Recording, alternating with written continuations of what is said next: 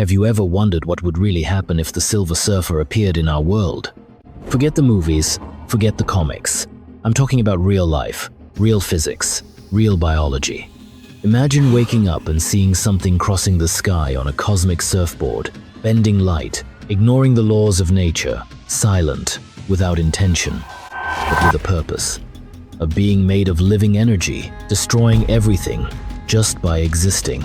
Humanity has never been prepared for something like this, and perhaps never will be.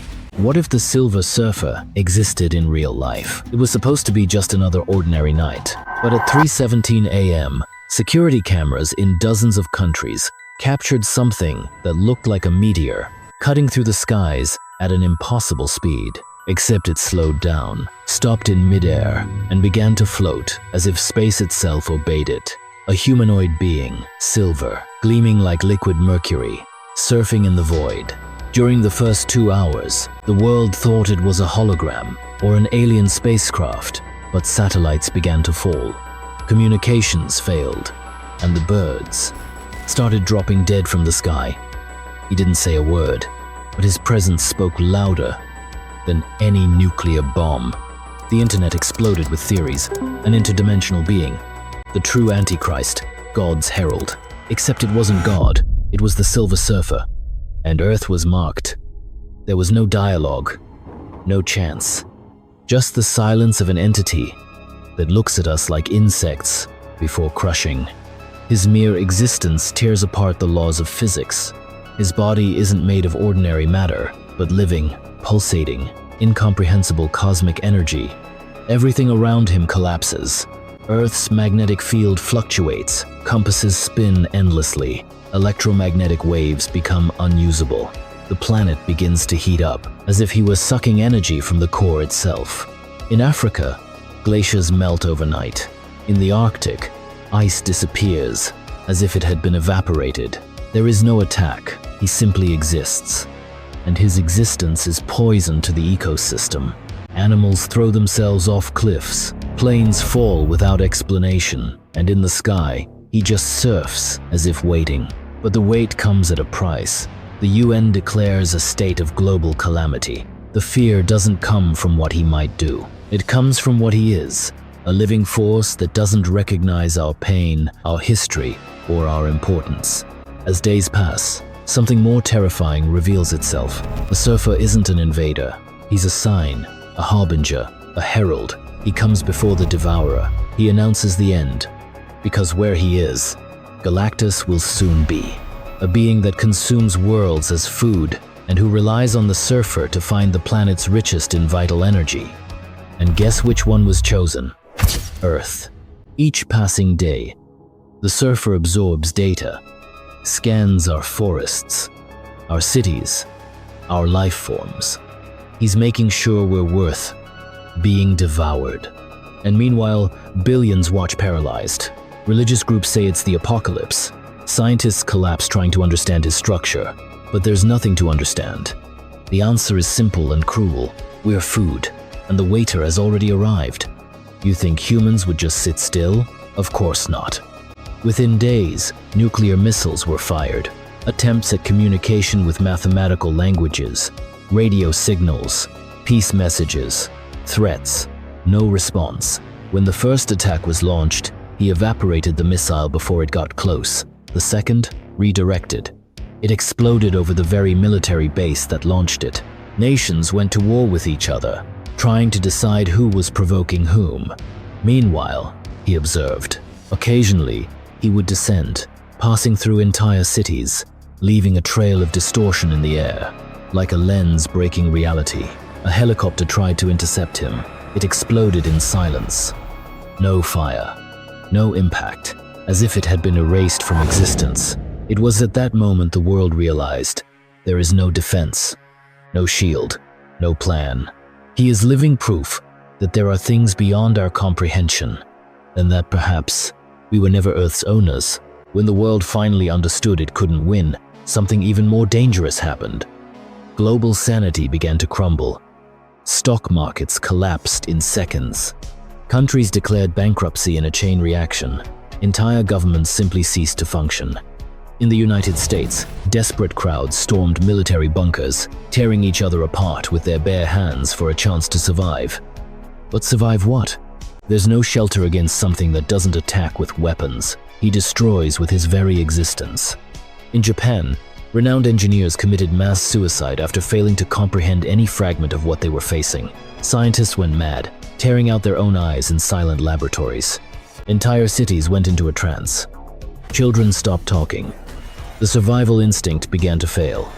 Churches filled up, but prayers turned into hysterical screams. Cults devoted to the surfer emerged like digital and physical plagues. In some corners of the world, he was declared the new god. In others, the Antichrist himself. Entire families jumped from buildings, believing it was better to fall than to wait for what would come from the sky. And the worst part wasn't the physical pain, it was the collapse of hope. The unbearable certainty that, for the first time in history, there was nothing to be done, because the enemy isn't evil. He is inevitable, unshakable, incomprehensible, and therefore more terrifying than any demon invented by the human mind. The planet began to die slowly, as if feverish. Plants withered, even when watered. The sky lost its blue color. The poles completely melted. Sea levels rose 3 meters in 7 days. Coastal metropolises vanished from the map. New York became Atlantis. Rio de Janeiro became a ghost bay. And still, he didn't touch anyone. Not a single aggressive action. But he didn't need to. The simple act of existing made the planet biologically implode. The cosmic energy surrounding his body accelerates particles to the point of reorganizing matter. This caused a chain reaction. Random mutations in newborn babies, spontaneous deaths, machines ceasing to function, and the world split between those who wanted to fight and those who preferred to just look at the sky, waiting for the end, because he was there, above everything, watching, silent. And there was only one question. What is he waiting for? The worst part of it all was realizing how insignificant we are. All our history, wars, scientific advances, religions, art, none of it matters to him. Not even our suffering seems to have weight. It's like an anthill screaming for help to a comet. The great powers realized that, together, they didn't come close to the level of threat he represents. The UN tried to make contact dozens of times. The result? Blocked satellites, collapsed servers, as if he was saying, "You don't have the right to know." The few who still believed in negotiation began to lose it. Spiritual leaders, scientists, even astronauts lost their minds, because there's no empathy there. The surfer didn't come with human emotions. He is pure purpose, and if his purpose is to deliver Earth to Galactus, he'll do it, even if a child is crying at his feet. But what nobody expected was for him to hesitate. For a few moments, he stopped above the Himalayas and stayed there, looking at the planet. And when he thought, the universe held its breath, because if the Silver Surfer is doubting Galactus's order, there's a chance, a minimal chance, that he might save us. But at the same time, this means something even worse. He's divided, and if a being with the power to bend reality begins to have internal conflicts, chaos ensues. He could become unstable, could tear the fabric of space-time, could destroy Earth by accident, because now he no longer knows if we're worthy of dying or living. And the judgment of a god can be crueler than his punishment, because perhaps, in doubt, he might decide to erase everything like a dirty blackboard, ready to be rewritten.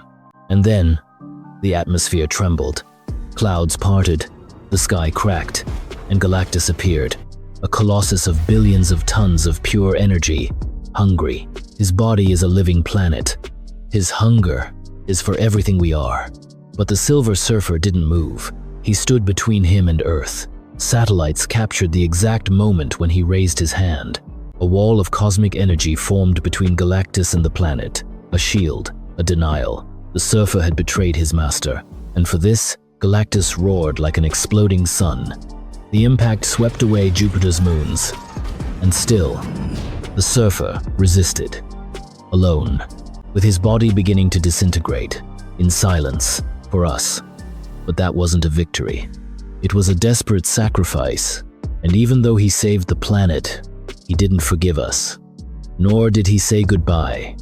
He just fell, like a burnt-out star, and disappeared. Forever. The world survived, but it was never the same again. Religions went to war. Science went mute. No one looks at the sky with hope anymore, only with fear. Because we all know that out there are beings that see us as a resource, that can erase our world without hatred and without love. The Silver Surfer didn't become a hero. He became a legend. Some say he still surfs the farthest reaches of the galaxy, observing, judging. Others believe he died in that sacrifice. But deep down, we all feel that one day he might return, and perhaps next time he won't hesitate. Because in the end, what he saw in us might not have been nobility, but merely desperate survival. And if such a powerful being, a herald of the apocalypse, appears again, the question will no longer be, how do we defend ourselves? But rather, do we still deserve to exist?